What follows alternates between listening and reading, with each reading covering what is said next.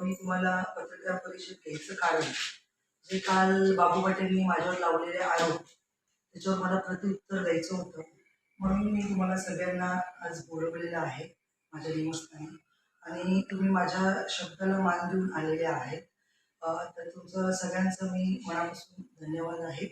आणि त्याचबरोबर आपण आज मी जे म्हणजे पोलीस स्टेशन, भाऊसाहेब ग्रामपंचायत, PWD, त्याचबरोबर BDO ऑफिस यांना सगळ्यांना पत्रव्यवहार केलेला आहे.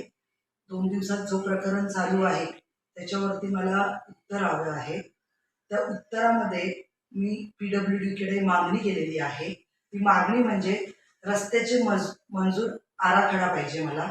जो तुम्ही आता रस्ता बांधताय त्याचा आराखडा, प्रशासकीय मान्यता, तांत्रिक मान्यता, जमीन संपादनचे आदेश किंवा संबंधित जमीन मालकाची लेखी संमती, जर खाजगी जमीन असेल तर त्यांची संमती, वर्क ऑर्डर, इस्टिमेट, मोजणी नकाशा, आवश्यकता असल्यास ग्रामपंचायत किंवा इतर सक्षम प्राधिकरणाचा ठराव, संबंधित महसूल नोंद, सातबारे, फेरफार, रस्त्याची जमीन हस्तांतरित झाल्याचे कागदपत्र, हे सगळे मला PWDनी दाखवावे.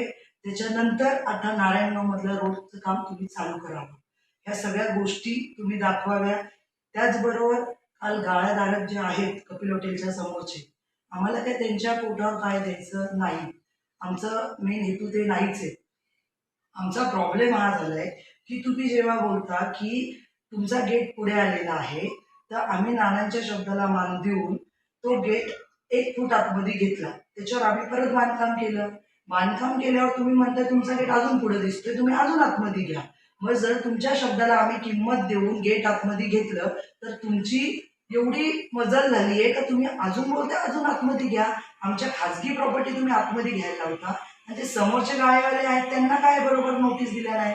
आमच्या इकडच्या पूर्ण लाईनला कपिलच्या का बरं नोटीस दिल्या? जे लिगली बांधकाम आहे, NA ऑर्डर आहे, TP प्लॅन सँक्शन आहे, सगळ्या नोंदी आहेत आमच्या.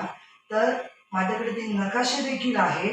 माझा गेट टाकायच्या त्यावेळेस मी त्या जागेची मोजणी केली आणि त्याच्यानंतर जाधव सरांना ते डिटेल्स पाठवले. त्याच्यानंतर मी बांधकाम चालू केलं.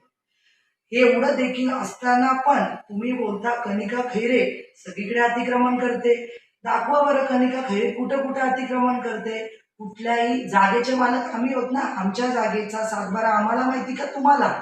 आमच्या जागेचा नकाशा आम्हाला माहिती का तुम्हाला? आमच्या जागेचा फेरफार आम्हाला माहिती का तुम्हाला? PWDनी भूसंपादन जागा केली ही माहिती आहे की नाही?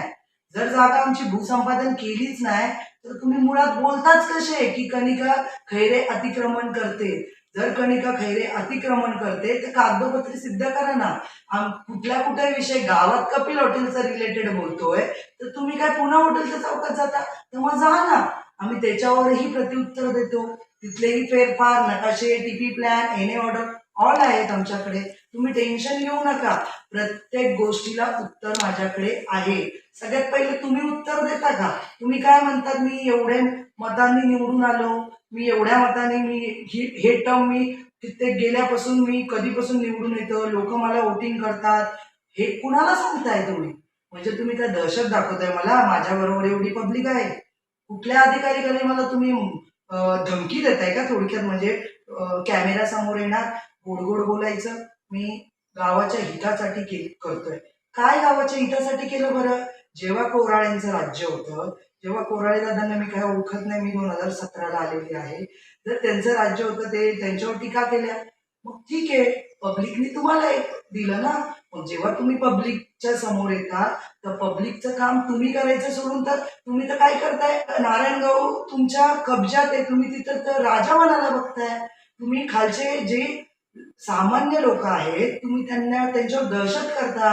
तू जर बोट उचललं तर तुझा बोट मोडेल अशी तुमची कॉलर आहे. आणि तुम्ही आम्हाला म्हणताय की मी एवढ्या मतांनी निवडून आलं, मी आज तहसीलदार कार्यालयात विचारणार आहे 40 वर्षापूर्वी मतदान संघ किती होता? 10,000 असेल. आणि आज 2026 आहे, 25 आहे. 2025ला 35,000 मतदारसंघ कसा होऊ शकतो? एवढी मतं आली कुठून? आणि राहिला माझ्या मिस्टरांचा प्रश्न, कपिल शेठ पुढे येतील तर ते बोलतील, तर मला एका प्रश्नाचं उत्तर द्या बरं, सरपंच कोण आहे? सरपंच शुभदाताई आहेत ना. वोटिंग कुणाला दिली आहे? शुभदाताईंना दिली आहे ना. शुभदाताई उत्तर देतील ना. तुम्ही का देताय? भाऊसाहेब आहेत ना. मी ग्रामपंचायतीवर बोट उचललाय ना. मग ग्रामपंचायतीचं उत्तर देणारा पहिलं बंधनकारक कोण आहे? भाऊसाहेब आहे. दुसरं कोण आहे? शुभदाताई आहेत. त्या सक्षम आहेत ना.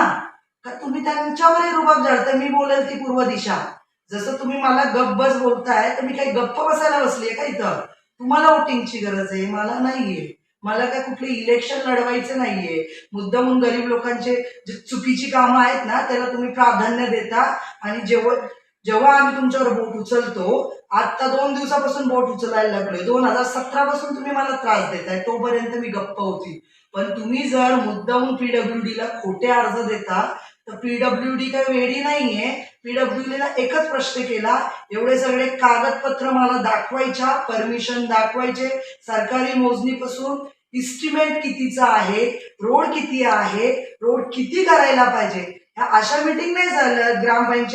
ग्रामपंचायतमध्ये बसायचं, इकडून 4.5 मीटर, इकडून 4.5 मीटर, आणि जे बाजूचे गाळेवाले आहेत त्यांना तुम्ही सोडताय.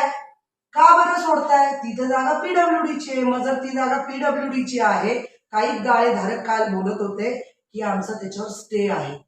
तर मी काल तुमच्या सगळ्यांना फोन केला की मला ती स्टे ऑर्डर पाहिजे. मग जर कालपासून मी स्टे ऑर्डर मागतीये, तर मग गाळेधारक एक पण स्टे ऑर्डर का नाही देत बरं? कुठे आहे ती स्टे ऑर्डर? जर स्टे ऑर्डर असेल तर पीडब्ल्यूडीला तर माहितीच असेल, आणि मलाही माहितीये. प्रत्येक अधिकारी बदलत असतो. जसे याच्या आधी जाधव सर होते, आता नवीन साहेब आहेत, त्यांना माहित नाही ती स्थिती काय, तिथं स्टे आहे की नाहीये. तुम्ही तुमचं काय चाललंय? नारायणगाव मध्ये तुम्हाला निवडून दिलं म्हणून तुम्ही दहशत करायला लागले, आणि ती दहशत आहे ना, जास्त दिवस चालत नाही. तुम्हाला काय वाटतं? 4 लोक घ्यायची, उभी करायची, पोलीस लोकांना फोन करायचं? आपली लोक आहेत, मदत कर. म्हणजे चुकीच्या लोकांना पण तुम्ही प्राधान्य देता, आणि जो खरं बोलतो त्याचं तुम्ही तोंड टाकता.